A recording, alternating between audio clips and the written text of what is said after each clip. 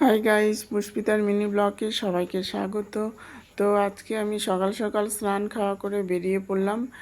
আজকে আমার ব্রাইড ছিল বংশীহারি থেকে একটু ভিতরে। তো আমার ব্রাইড ছিল আজকে মহামেডাম ব্রাইড। তো ব্রাইড আমাকে বলল যে দিদি আমাকে 1টার সময় আমাকে সাজিয়ে দেবে।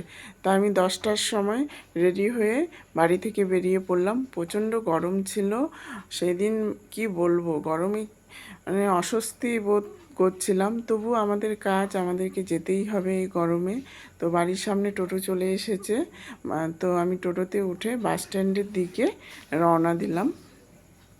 তো আমার এই ব্রাইড ছিল একদমই অন্যরকম। ওর 4 দিনে মাথায় ওর বিয়ে ঠিক হয়েছে। তো কিছুই কিনতে পারিনি। ও আমাকে বলল, তো আমাকে বললো দিদি তুমি আসার সময় আমার জন্য কয়েকটা ফুল নিয়ে আসবে। তো আমি কয়েকটা ফুল নিলাম, কয়েকটা গাজরা আর কয়েকটা গোলাপ নিয়ে নিলাম। নিয়ে আমি বাস স্ট্যান্ডের দিকে রওনা দিলাম। তো বলতে বলতে আমরা চলে আসলাম ব্রাইডের গ্রামের ভিতরে, বংশারি থেকে ভিতরে। প্রচণ্ড কাঁচা রাস্তা, টোটো আসছিল না, অনেক কষ্ট করে এসেছি। শেষ পর্যন্ত ওর বাড়িতে চলে আসলাম। ওর কাছে ফাইনালি আমি ব্রাইডের বাড়িতে চলে এসেছি। তো ওর মুখেই শুনে নেব যে ও কেমন সাজতে চায়। খুব মিষ্টি একটা মেয়ে। তো ওর কাছে শুনি, তুমি কেমন লুক চাও বলো। আমি চাই যেন মুখটা যেন গ্লো করে, হ্যাঁ। যেন আর ধবধবে ফর্সা করে, হ্যাঁ, সুন্দর করে। আর আই মেকআপটা। আই মেকআপটাও যেন হয় ভালো। আচ্ছা, ঠিক আছে, ঠিক আছে। তো ও চাইলো যেন গ্লো থাকে মুখে, একটু যেন মুখটা যেন পরিষ্কার লাগে, ফর্সা লাগে। আই মেকআপটা আমার উপরে ছেড়ে দিল, আই মেকআপটা সুন্দর করতে বললো। তো আমি সেইভাবেই মেকআপটা এখন শুরু করব। তো গাইস, তোমরা দেখো পরবর্তীতে আমি কিভাবে শুরু করছি। ঠিক। আমি তো মানে ব্রাইডকে দেখে অবাক। গিয়ে দেখি ও থ্রেডিং করেনি, পুরো মুখে বড় বড় লোম হয়ে আছে। তো সেই জন্য মেকআপটাও আমি মানে করতে একটু অসুবিধে হবে। পুরো মুখে বড় বড় লোম, থ্রেডিং করা নেই। তো প্রথমে আমি বেসটাকে ভালোভাবে করে নিলাম। মেকআপটা যেন বসে, একটু অসুবিধা হবে। তোমরা সবাই জানো যে মুখে লোম থাকলে মেকআপ করতে প্রচণ্ড একটু অসুবিধে হয়। তো আমি সেইভাবে তবুও অনেক চেষ্টা করে ভালোভাবে বেসটাকে করেছি। তারপর ফাউন্ডেশনটাকেও ভালোভাবে বসানোর চেষ্টা করেছি।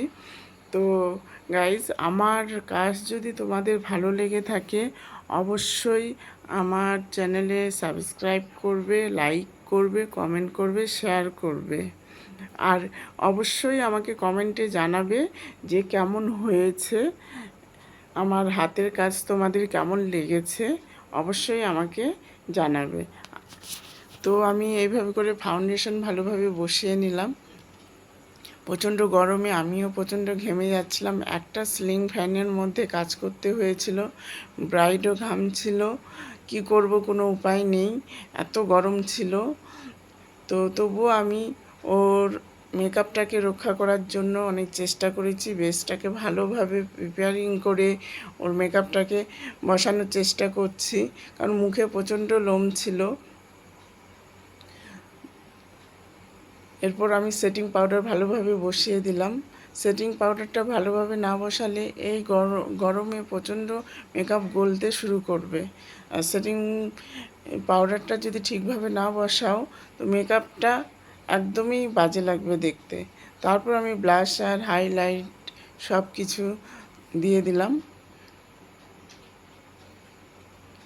তো গাইস, তোমরা দেখো ওর লুকটা কেমন হচ্ছে।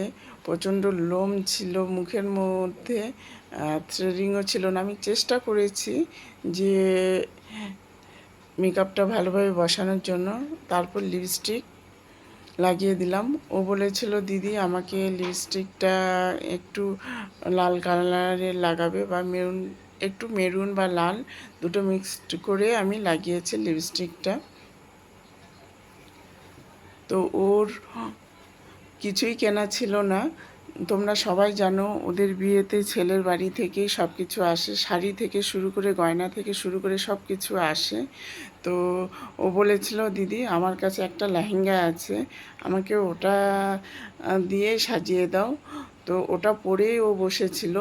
তারপর আমি হেয়ারটার দিকে গেলাম, মুখের মেকআপ শেষ করে হেয়ারটা ফাইনালি আমার ব্রাইড রেডি। তোমরা দেখো ফাইনাল লুক। এটা আমার ম্যাডাম ব্রাইড ছিল, যেহেতু ওর মুখে প্রচণ্ড লোম ছিল, থ্রেডিংও করেনি, তো ওইভাবেই আমি ওকে করে দিলাম। তো ওর কাছেই শুনবো ও যেমন চেয়েছিল তেমনিটা পেয়েছে কিনা। তো তোমার কেমন লাগলো সে যে বললো? অনেক ভালো লাগলো। অনেক যেরকম চেয়েছিল সেরকম পেয়েছে তো? হ্যাঁ, যেরকম চেয়েছিলাম সেরকমই পেলাম, তার আচ্ছা, থেকেও বেশি পেয়েছি। অনেক অনেক ধন্যবাদ। তোমার নামটা কি যেন? সারবিন আক্তার। সারবিন আক্তার, অনেক অনেক ধন্যবাদ তোমাকে। তো তোমরা দেখো,